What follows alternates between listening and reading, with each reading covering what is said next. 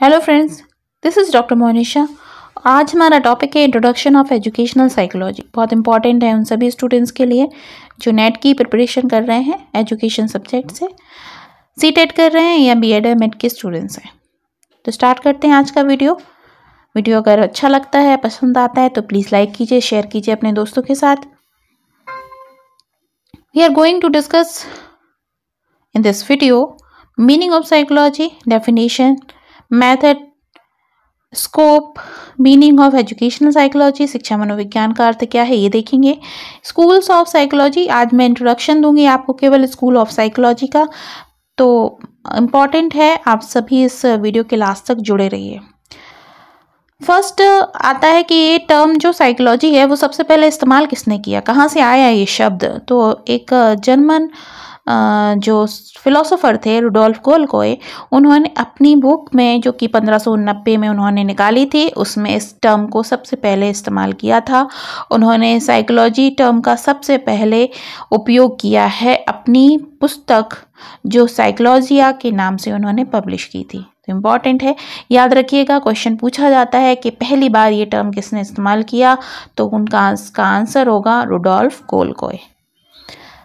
फिर एक क्वेश्चन पूछा जाता है फादर ऑफ साइकोलॉजी कौन है, यानी कि जो पिता माने जाते हैं, तो पिता जो मनोविज्ञान के वो माने जाते हैं वो हैं विलियम जेम्स और विलियम वुड। देखिए क्या है कि पहले जो साइकोलॉजी है उसे फिलॉसफी का ही एक भाग माना जाता था, लेकिन 19th सेंचुरी से जब ये बात मानी जाने लगी कि जो मनोविज्ञान है वो व्यवहार का विज्ञान है, तो ये एक अपने आप में एक स्वतंत्र शाखा के रूप में परिभाषित किया जाने लगा। लेकिन उसके पहले जब इसे आत्मा का विज्ञान माना जाता था, मन का विज्ञान माना जाता था, तब ये एक स्वतंत्र शाखा नहीं थी, बल्कि ये एक फिलॉसफी की एक इम्पॉर्टेंट शाखा हुआ करती थी।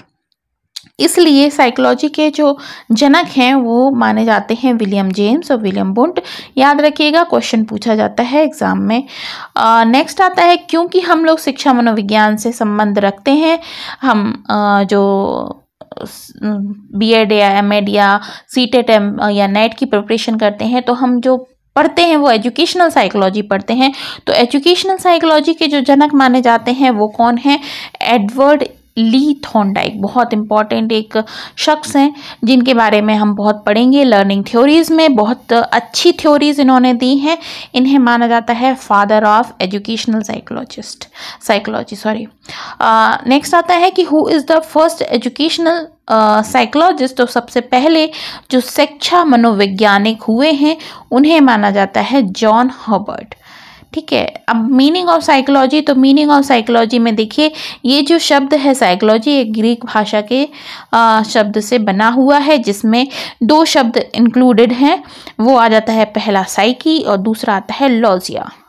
साइकी का अर्थ होता है सोल और लॉजिया का अर्थ होता है स्टडी या फिर रिसर्च। तो सोल की स्टडी को हम कहते हैं साइकोलॉजी, मतलब कि आत्मा की स्टडी को हम साइकोलॉजी कहते हैं। ये पहले परिभाषा दी गई थी। ठीक है, ये कुछ परिभाषाएं हैं कि मनोविज्ञान जो है वो शैक्षिक अनुप्रयोगात्मक विद्या है जो कि प्राणी, मनुष्य, पशु की मानसिक प्रक्रियाओं और उनके अनुभवों तथा व्यक्त अव्यक्त व्यवहार का एक क्रमबद्ध एवं वैज्ञानिक अध्ययन करती है।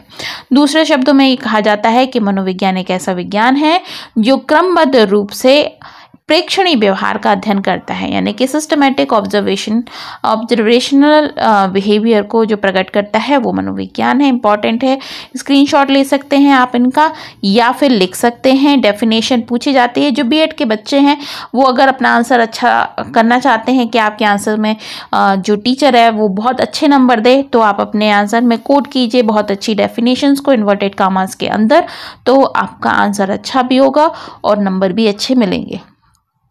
तो शिक्षा मनोविज्ञान की या फिर मनोविज्ञान की जो डेफिनेशन है वो क्या है, तो कुछ डेफिनेशन मैं आपको यहाँ पे दे रही हूँ, आप नोट कर लीजिए।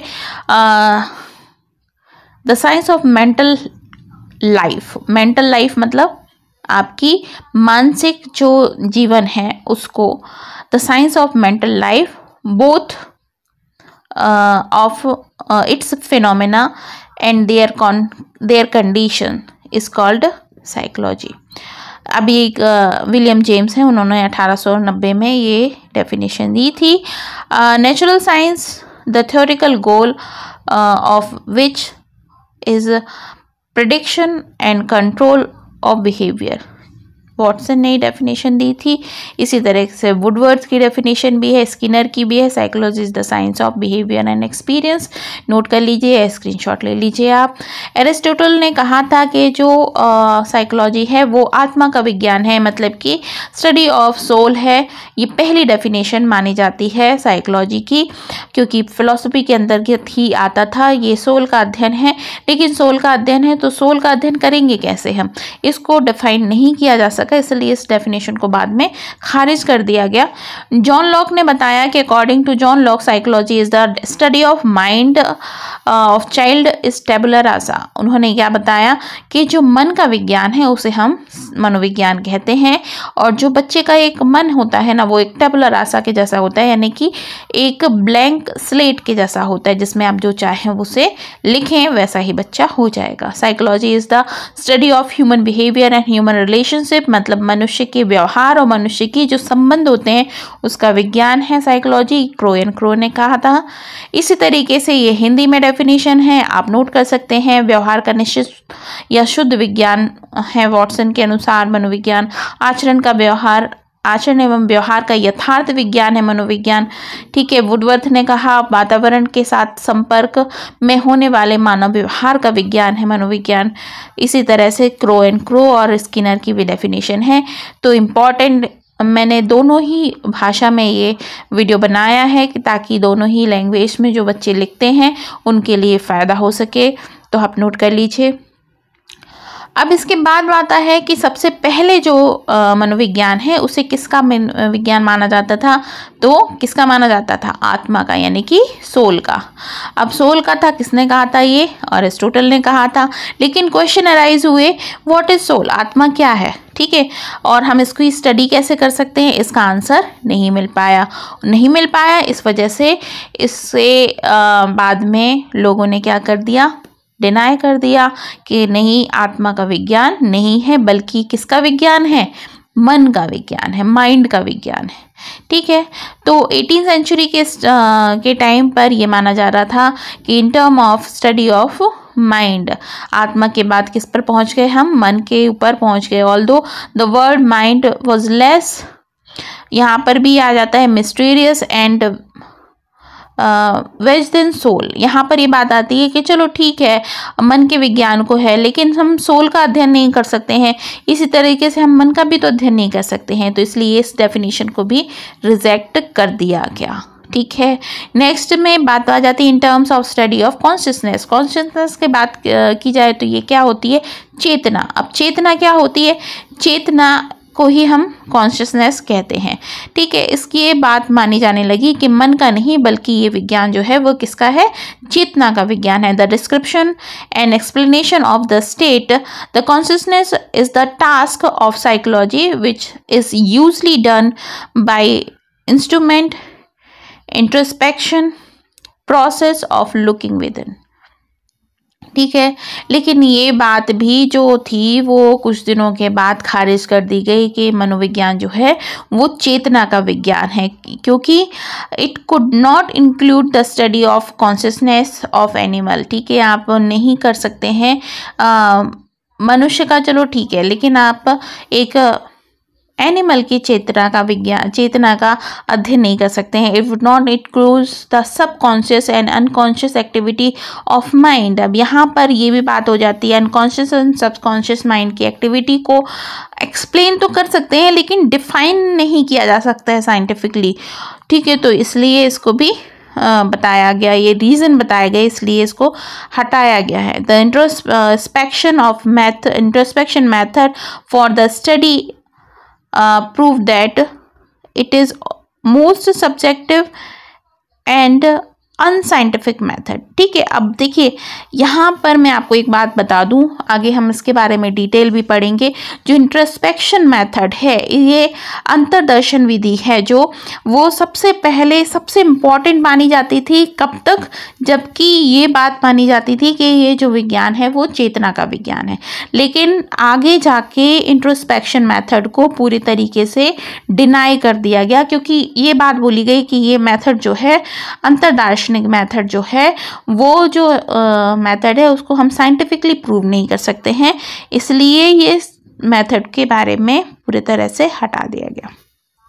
चलिए बाद में क्या हुआ, in terms of study of behaviour, last में क्या हुआ, इन सब के बाद जब चेतना का, मन का, आत्मा का विज्ञान हटा दिया गया तो बात मानी जाने लगी 19th सेंचुरी में the most modern and widely expected definition of psychology even today is the study of behaviour both humans and animal. अब यहाँ पर आज तक जो बात मानी जाती है वो क्या है कि जो मनुष्य और आपके पशु हैं, इन सब के व्यवहार के अध्ययन को ही हम मनोविज्ञान कहते हैं। ये डेफिनेशन आज भी कायम है, आज भी लोग इसको मानते हैं। ठीक है, तो जब व्यवहार का विज्ञान माना जाने लगा तो कैसी डेफिनेशन बनी, तो मैकडूगल की, वॉटसन की और वुडवर्ड की डेफिनेशन मैंने यहाँ कोट की है, आप इसे नोट कर लीजिएगा। नेक्स्ट आता है method of variability of psychology. तो method of variability of psychology में देखा जाए मेथड्स कौन सी हैं, तो मेथड वो मेथड्स होंगी जो साइंटिफिक हो। तो पहली मेथड ही है क्या, scientific method, observation method, statical method, psychometric method, मनोमिति विधि इसको कहते हैं, इंट्रोस्पेक्शन मेथड ये भी मानी जाती है, इसके स्वरूप को बदल दिया गया। ऑब्जेक्टिविटी यानी कि वस्तुनिष्ठता, प्रेडिक्शन को कहते हैं हम अनुमान लगाना, और यूनिवर्सलिटी इसका मतलब है कि सार्वभौमिकता, ये सब कुछ इसके वेरिएबिलिटी है। स्कोप ऑफ साइकोलॉजी, तो स्कोप ऑफ साइकोलॉजी में देखा जाए तो कहाँ कहाँ इसका स्कोप है, तो psychological psychology, development psychology, personality psychology, health psychology, clinical psychology, counselling psychology, educational psychology, social psychology, industrial and organiser psychology, experimental psychology, environmental psychology, psychology of women, sports and exercise psychology and cognitive psychology, these are the scope of psychology। Note कर लीजिएगा, पूछा जाता है कभी कभी, जो BEd कर रहे हैं उनके लिए तो बहुत इंपॉर्टेंट है। अब आ जाता है स्कूल ऑफ साइकोलॉजी। तो देखिए भाई, स्कूल ऑफ साइकोलॉजी इसे कहा जाता है संप्रदाय। संप्रदाय यानी कि मनोविज्ञान के कौन कौन से संप्रदाय हैं, है ना। तो मनोविज्ञान के संप्रदाय हैं तो structuralism, functionalism, behaviourism, gestalt, psychoanalysis, cognitive association, humanistic and harmonic, ये 9 प्रकार के संप्रदाय हैं, स्कूल्स हैं जिनके बारे में हमें पढ़ना है। लेकिन ये जो 5 हैं इनके बारे में बहुत माना जाता है, बहुत ज़्यादा इम्पॉर्टेंट होते हैं। ठीक है, तो स्ट्रक्चरलिज्म का मतलब क्या हो जाएगा आपका, संरचनावाद, प्रकारवाद, इसको फंक्शनलिज्म कहते हैं, व्यवहारवाद, बिहेवियरिज्म, गेस्टाल्ट मनोविज्ञान, गेस्टाल्ट साइकोलॉजी, मनोविश्लेषणवाद, ये 5 जो हैं साइको एनालिसिस तक, ये बहुत इंपॉर्टेंट है। इंपॉर्टेंट तो खैर सारे ही हैं, लेकिन ये पूछे जाते हैं। तो जो बीएड कर रहे हैं या एमएड कर रहे हैं उनको तो डिटेल थ्योरी लिखनी पड़ेगी, लेकिन जो कंपटीशन एग्जाम की तैयारी कर रहे हैं उनके लिए इम्पॉर्टेंट है कि इनसे रिलेटेड हर एक बात आपको पता होनी चाहिए, किसने दिया, कब दिया, इसका क्या क्या जो आउटकम था वो क्या था। तो इसके बारे में डिटेल इन्फॉर्मेशन आगे आने वाले वीडियोस में मैं आपको दूंगी। बहुत जल्द दूसरा वीडियो आएगा जिसमें मैं सारे ही स्कूल्स के बारे में आपको विस्तार से बताऊंगी। ठीक है, तो आगे वीडियो में आप मेरे साथ जुड़े रहिएगा। आज के वीडियो में केवल इतना ही। आई होप आपको वीडियो पसंद आया हो तो प्लीज़ लाइक कीजिए स्टूडेंट्स, दूसरों के साथ शेयर कीजिए और सब्सक्राइब कीजिए चैनल को। सो दिस इज़ इट, मतलब कि that's all from my side in this video. तो मिलती हूँ बहुत जल्द नेक्स्ट वीडियो में, तब तक के लिए अपना ख्याल रखिए। Bye bye.